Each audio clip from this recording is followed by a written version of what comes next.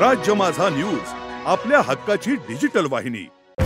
एक धक्कादायक बातमी समोर आली आहे। लोकल प्रवाशांसाठी दिवा आणि मुंब्रा स्थानकादरम्यान लोकलमधून 8 प्रवासी पडून काही जणांचा मृत्यू झाल्याची घटना घडली आहे। यातील जखमींवर ठाण्यातील शिवाजी रुग्णालयात उपचार सुरू आहेत। दिवा मुंब्रा या स्थानकातून फास्ट लोकल कमी जात असल्याने प्रवाशांची मोठी गर्दी होते।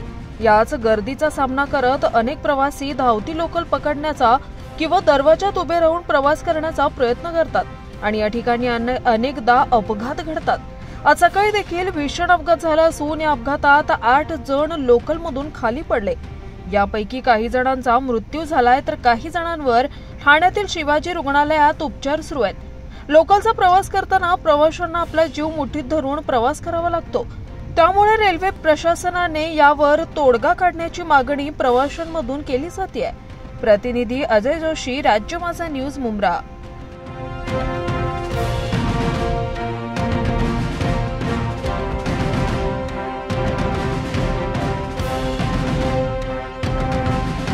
राज्य माझा न्यूज, आपल्या हक्काची डिजिटल वाहिनी।